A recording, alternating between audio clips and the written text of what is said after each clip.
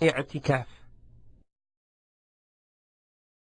Scholars of Islam paid attention in books of fiqh and purification with i'tikaf, which includes several acts of worship in a period of time.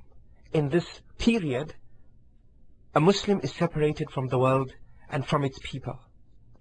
Literally, i'tikaf means persistence with something and confinement of oneself unto it. I'tikaf in the context of Sharia implies staying persistently or in seclusion in the masjid for the purpose of worshipping Allah. I'tikaf is enjoined on us, as was on those before us.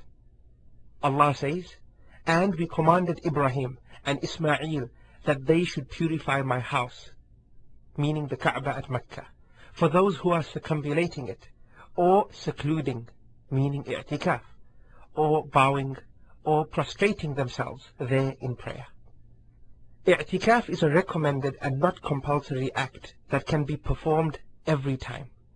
However, the best form of i'tikaf is that performed at the last 10 days of Ramadan. Aisha, may Allah be pleased with her, said the Prophet used to seclude himself in the mosque for the last 10 days of Ramadan until his death. I'tikaf must have intention, that he who performs i'tikaf makes to worship and get closer to Allah, the Sublime and the Great. That the masjid in which he is performing i'tikaf is a masjid where jama'ah or congregation salah is performed. It is not permissible to perform it except in a masjid. Allah Almighty says, "And do not have relations with them as long as you are in i'tikaf in the masjids." This is because the Prophet, peace be upon him, did that. I'tikaf in a masjid in which there is no jama'ah salah necessitates that one either abandons that salah when it is obligatory for him to perform it, or he will be forced to leave his i'tikaf repeatedly each time jama'ah salah is due, which goes against the purpose of i'tikaf. Concerning females, then her i'tikaf is correct in every masjid, irrespective of whether the congregational prayer is performed in that masjid or not. This is on condition that her i'tikaf does not distract the males observing i'tikaf. If this is the case, then she should be prevented. It is better that the mosque where he makes i'tikaf is the central mosque wherein Salat al-Jumu'ah is observed, but it is not a condition for i'tikaf. Also, it is required for one who performs i'tikaf to purify from the bigger filth. It is thus not permissible for a man who has not yet purified from janabah, or a female who undergoes either postnatal or menstrual bleeding, to perform i'tikaf. This is because they are not allowed to stay in the masjid. It is permissible to perform i'tikaf any day and for any period, except that the most preferred is that the i'tikaf should not be performed for lesser than a complete day or night. This is because it is neither recorded from the Prophet nor from any of his companions to have performed i'tikaf for a lesser period.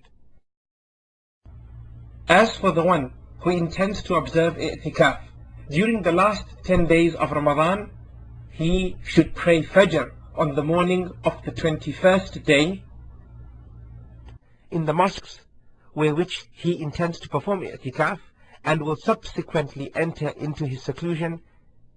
Aisha, may Allah be pleased with her, reported that the Prophet used to perform i'tikaf every Ramadan during the last 10 days.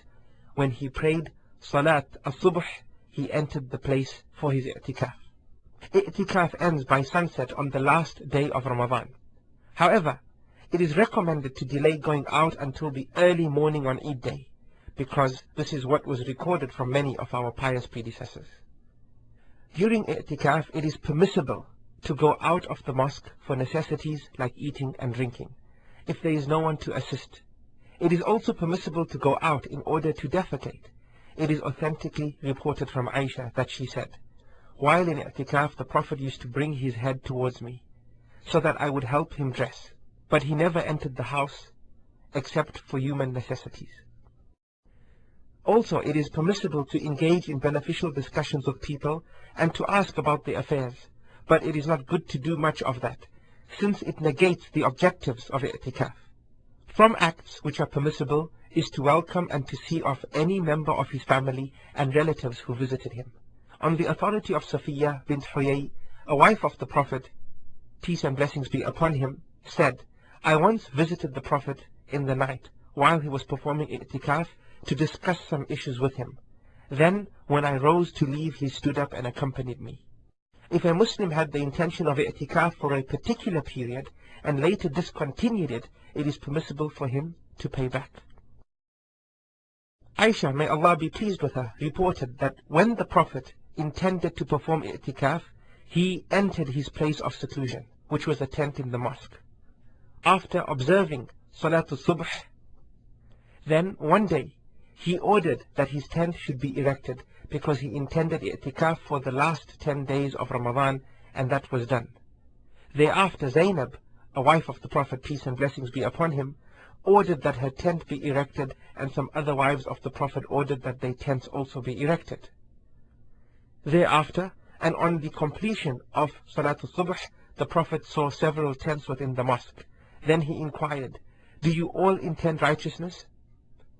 Then he ordered that his tent be pulled down, and he left i'tikaf in the month of Ramadan for that year, until he paid back at the first 10 days of Shawwal. In another narration, he paid back in the last 10 days of Shawwal.